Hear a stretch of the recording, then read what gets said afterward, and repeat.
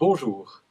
Nous connaissons les afficheurs matriciels, mais lorsqu'ils deviennent grands, les schémas deviennent compliqués et nous allons chercher une solution aujourd'hui pour obtenir des schémas plus simples en utilisant la technique que nous connaissons, le multiplexage temporel.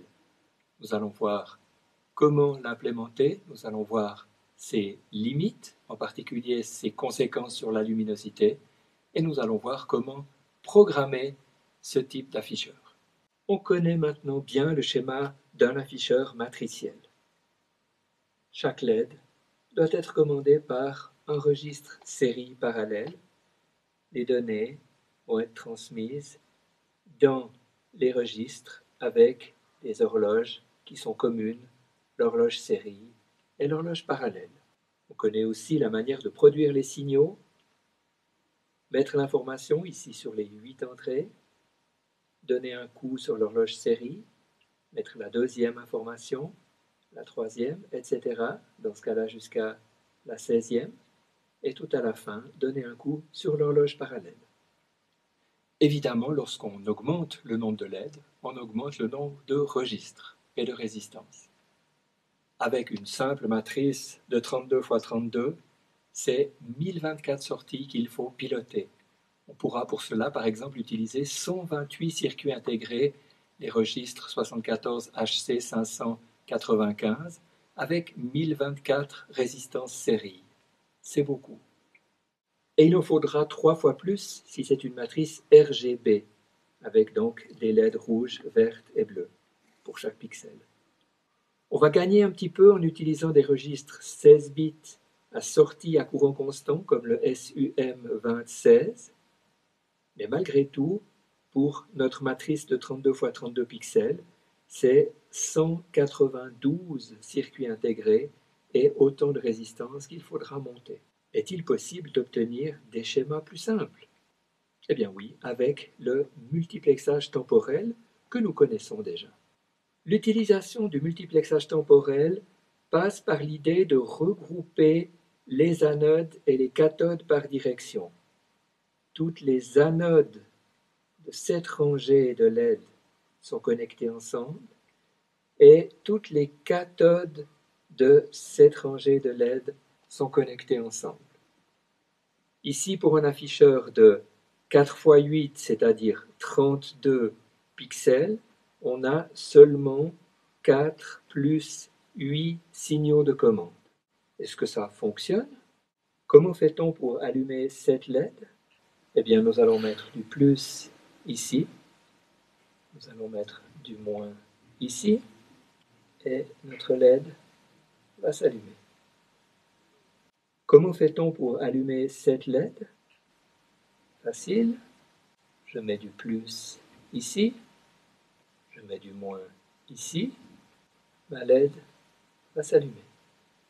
Si je souhaite allumer les deux LED en même temps, je mets du plus ici, du moins ici, du moins ici.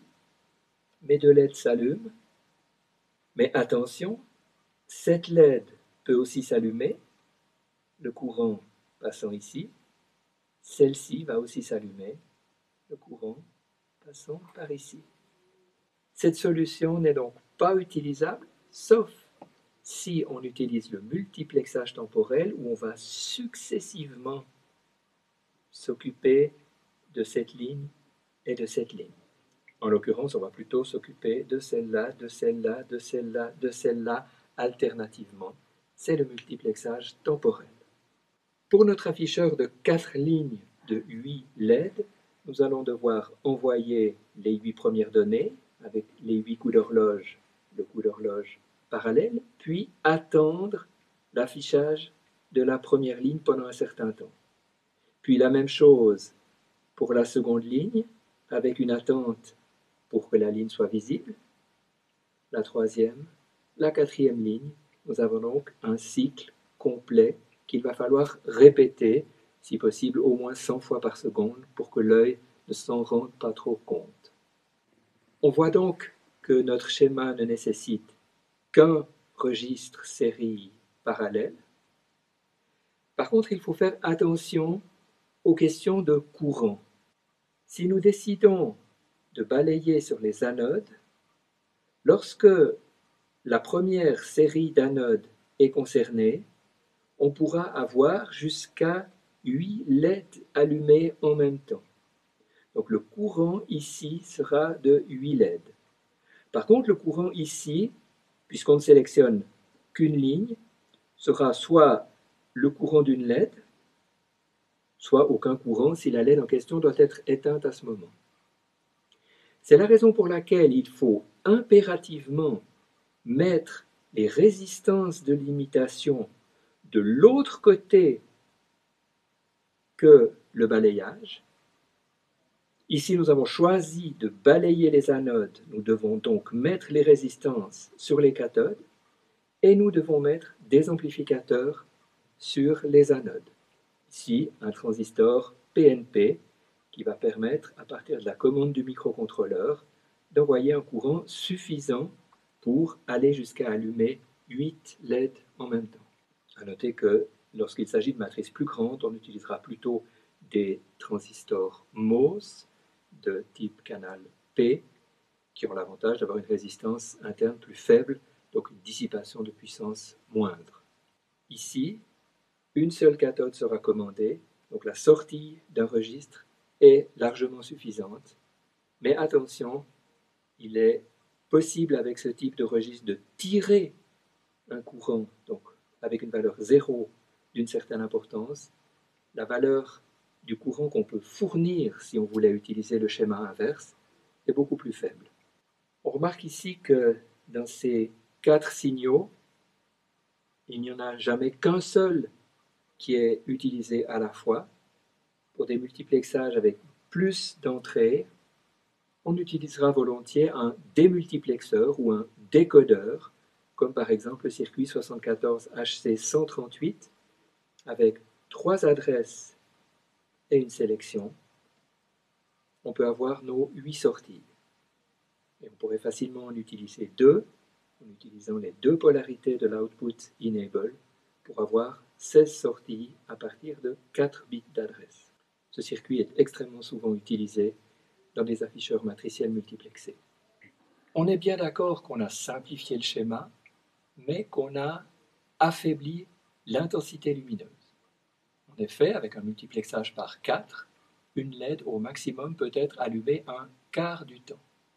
Alors on peut partiellement compenser ce problème en utilisant l'astuce que les LED ont certes un courant nominal qu'il ne faut pas dépasser en permanence, mais elles ont aussi un courant maximal qu'on a le droit d'atteindre, mais pas en permanence. Très souvent, on choisira un courant de l'ordre de 150% du courant nominal. Il faut quand même dire qu'il faut faire attention lorsqu'on est en train de mettre au point le logiciel. Si notre programme fait des erreurs, si notre programme maintient en permanence une rangée allumée, on pourrait surcharger les LED et leur faire du mal. On va en tout cas diminuer très nettement leur durée de vie. Je peux donner comme conseil, lorsqu'on met au point un afficheur matriciel, on le sous-alimente de telle manière qu'on limite un peu le courant pour ce genre de cas. Alors essayons de comparer un peu ces architectures. Un multiplexage par 2 ne perd que peu de luminosité. Par contre, on ne simplifie pas beaucoup le schéma. J'ai vu ce type d'architecture dans des grands panneaux pour faire des murs de LED un petit peu anciens.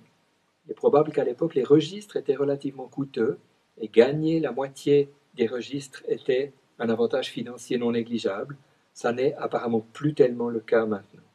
Le multiplexage par 4 semble être un compromis intéressant et je pense qu'il a toute sa place.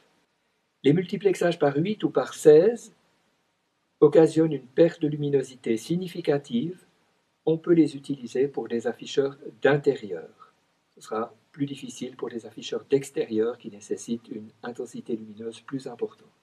Les facteurs de multiplexage plus importants me semblent avoir peu d'intérêt quand ils limitent la luminosité. Il faut toutefois mentionner un élément important.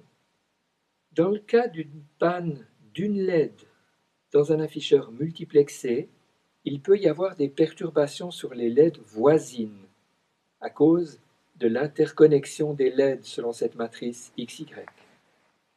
Et ça signifie qu'on est plus sensible à une panne d'une LED, elle aura des effets visuels plus importants. C'est un point qu'il faut aussi souvent prendre en ligne de compte. Qu'en est-il maintenant des programmes de commande d'un afficheur matriciel multiplexé? Eh bien, c'est assez similaire au programme pour commander un afficheur matriciel non multiplexé, mais cette fois, c'est la procédure qui génère les cycles qui va devenir notre base de temps.